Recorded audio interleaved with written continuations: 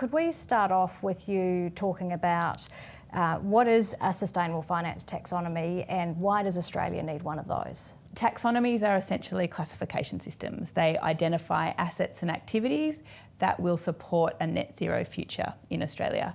They're being developed all around the world. There's about 50 taxonomies globally that different countries are using, and they help financial institutions and other capital allocators get money towards the transition, and towards the climate transition in particular is the focus of the Australian taxonomy. So what is ASFI's role in developing the taxonomy alongside Treasury? So we're working in partnership with Treasury to develop the climate mitigation criteria for the taxonomy.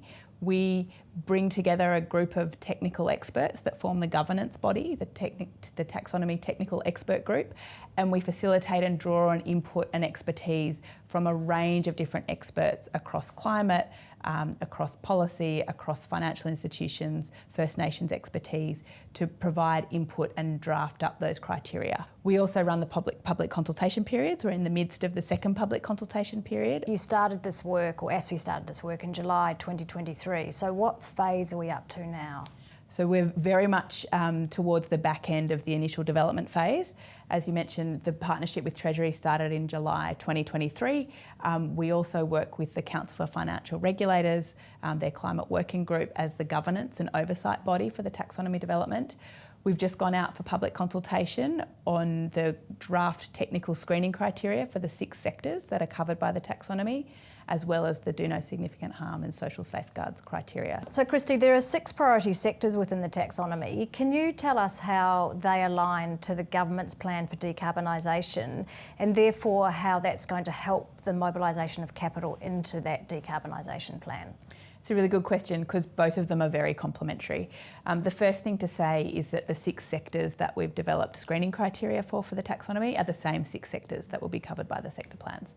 So that's energy, the built environment, the mining sector, industry and manufacturing, agriculture and transport. So there's very close alignment there. What the taxonomy does is take a whole lot of sectoral pathway and other technical information to digest that and make it easy for capital allocators, whether that be banks or investors, to identify individual assets and activities that are supporting the overall decarbonisation objectives in those sectors. What the sector plans do is lay out very clearly government policies and what government will do to support decarbonisation in those sectors. So they're very complementary tools, and that's been sort of a big part of the work, is aligning and supporting the ambition of government sectoral decarbonisation plans. Could you talk a little bit about the consultation process? So who is being consulted, and how would people who are watching today get involved if they've got interest? Yeah, so it's a public consultation process. All of the information, including the paper that outlines really specific questions that we're seeking feedback on, is on the ASFI website. The public consultation process closes at the beginning of December, and we welcome input from anyone who will be a user, who has an interest, who sees value in the taxonomy, to provide input through that process.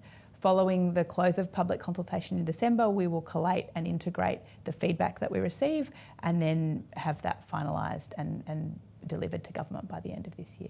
Excellent, fantastic. Sounds like amazing work.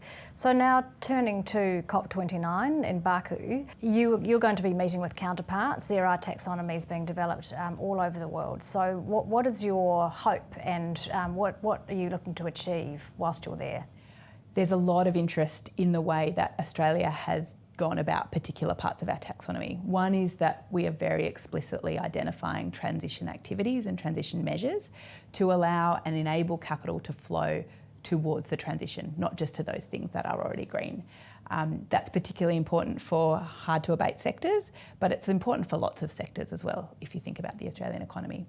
There's increasing global interest and recognition that the work that Australia has done domestically on that transition methodology and pulling out transition is something that can inform and really drive global conversations around transition finance.